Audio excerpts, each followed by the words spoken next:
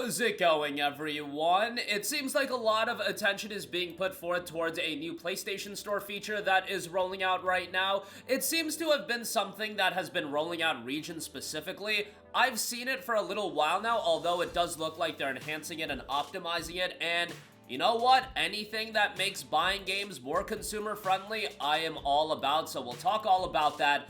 Trails in the Sky second chapter has announced the Golden Wings edition. It'll be a limited run, not limited run games, not that, but a limited run pre-order window. It'll be available until March the 8th. It obviously won't ship until fall of this year when the game comes out. It is going to be at a hefty price point, so keep that in mind, so we'll talk that. And also, an upcoming title that I've talked about a few times on this channel, Mouse PI for Hire, has seen a little bit of a delay. You know what? Huge W's for this delay. We don't want this game coming out on the same day as Crimson Desert. This game looks fantastic. It'll be out on April 16th now, and we have a message from them. We'll talk that at the end of this video. But first of all, a new PlayStation Store feature is rolling out in more regions. It was noted by MBG on Twitter, but this is something that's been rolling out for a little bit, but it's getting a lot of traction. I've seen it on the website version of the PlayStation Store, like on my desktop. That's usually where I do most of my buying for games, so very rarely do I actually go on the PlayStation Store on the console itself. There are sometimes I will,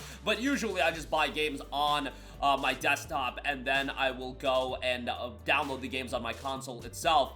But if you go on the desktop website, it tells you now the lowest price over the course of the last 30 days, and the price point at the launch time as well. What I would really like the PlayStation Store to do, and I feel like what they're doing is they're following regulations that are in Europe that need you to give insight into this information.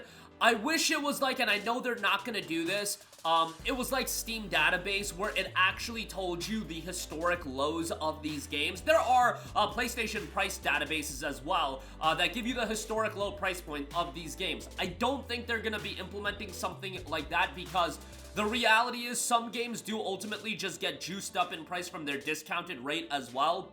For example, we saw this with Horizon Zero Dawn when the remastered version came out. Horizon Zero Dawn was a game that was going on sale for $9.99, but then when the remastered version came up, the base game got juiced up in price, so even its discounted rate was getting juiced up. It happened with Witcher 3 as well when the next-gen upgrade came out, and it's also the sale price getting juiced up. So for example, when Witcher 3, the next-gen upgrade came out, they went from discounting the game to $9.99 for the complete edition to then, if you wanted to buy the complete edition, I want to say it was like $34.99 or something like that. Ultimately, it works its way back down in price, at least in the case of Witcher 3. There have been other cases where Yakuza 0 was going on sale for $4.99, then it got its price juiced up to $10.99, and that's its sale price, and then it wasn't going back down to $4.99, and now Yakuza 0 just got outright delisted, and now you gotta buy the director's cut for that. So there are situations like that where for PlayStation, it's gonna benefit them to locking it to just giving you that price point of the 30-day window. So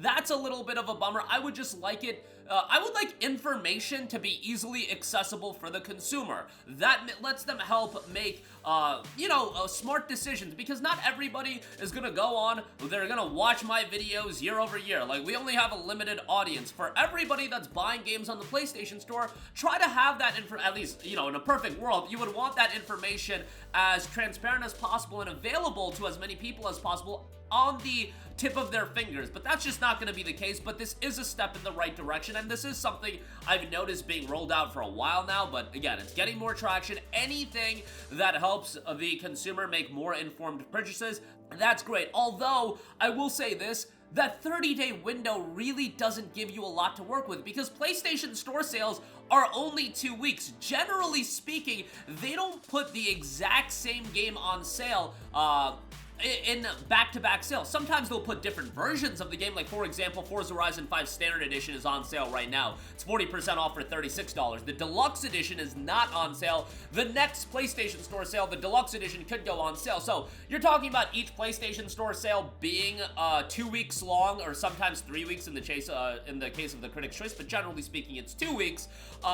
in the case of this feature being rolled out, most games are just gonna go through the 30-day period with one discount at most, and then they're gonna move on, and then they're always gonna say lowest price in the last 30 days, generally speaking, is going to be the MSRP, which, or the, you know, the typical digital download price, which for Forza Horizon 5 is $60. So if you increase that window even from 30 days to 90 days, I think 90 days would be the ideal time frame, because 30 days, I really feel like, yes, it gives us a little bit more information, but really, it benefits them more than it does the consumer if you actually assess it, because they only put on so many sales for the same game. So, oh, the lowest price in the last 30 days is $60. It almost puts that FOMO in you of, oh, it's down to $36 right now. In the last 30 days, it was 60 bucks. Let me go buy that, because again, the casuals buying games on the PlayStation Store, they're not gonna think about all of these things that I just put out about PlayStation Store sales being 2 weeks long,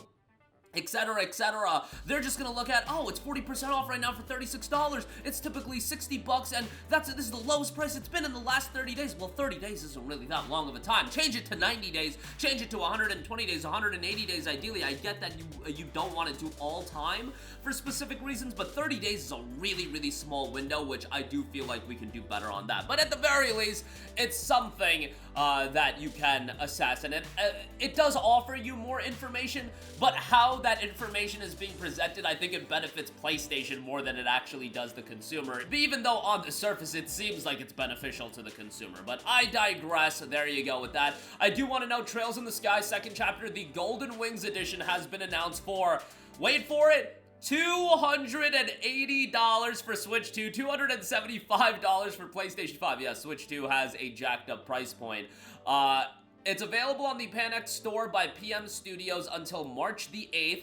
PM Studios has been doing a lot of publishing of some of the not lower key titles, but they did the publishing for Black Myth Wukong. So they've been publishing some pretty notable stuff, and now the Trails in the Sky second chapter is being handled by them as well on the PanX store. You get Trails in the Sky second chapter standard edition. You get the PS5 copy for $275.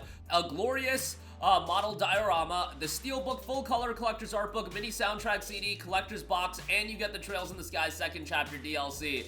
Dude, $275 is a lot for something like this. However, the reality is something like this is absolutely catering the hardcores, and we all know this. While the hardcores might be not the overwhelming majority of any fan base, there are enough where you can absolutely gouge them to the heavens and have them pay extremely high price points, and we've seen it over and over again. There are enough hardcores with disposable income. You know, there are more in different fan bases relative to how big that fan base is, but there's always enough where you could release something like this that's gonna have value. It's gonna be $275, and I might look at it and be like, bro, $275 for this? I feel like in a different era, this would be like $120 tops. Literally $120 tops. $275 here, which I think is a little outrageous. Look, I love Trails in the Sky. I love Legend of Heroes. You guys know I do, but $275 is egregious. Let me know. What do you guys think? Look, I love the collectibles that are here, but $275 is egregious. Egregious in my opinion, but there you go with that. Lastly, I do want to note, Mouse PI for Hire has been delayed to April 16th. No longer is it due out on March 19th, which, huge W. You know, I feel a certain type of way about games battening down the hatches to get away from other big game releases, but I really do believe that Crimson Desert is going to be an absolute juggernaut of a game release, and it's going to be massive. And Mouse PI for Hire certainly targets a different audience than Crimson Desert, but it's a smaller scale indie title where, you know, it's not a game that's going to get a ton of attention inherently, especially if it's a game that is coming out on the same day of this massive open world game. Look, I still think it would do okay, and I don't think they're pushing the game because of Crimson Desert. I think it's just to do some more work on the game. They put out a message today. We have an important update to share with you all. We have made the decision to move the release of Mouse PI for Hire to April 16th. As we approach the final stages of development, we want to ensure we are taking the extra time and care needed to make Mouse PI for Hire an experience to remember. We remain unwavering in our goal to deliver you the best game we can, and we will take just an extra few weeks. We're excited to share more info about the game leading up to the launch as well, they note. If you guys don't know, this game looks awesome. It's got a black and white aesthetic style, very reminiscent of Cuphead, and it's a throwback to old cartoons.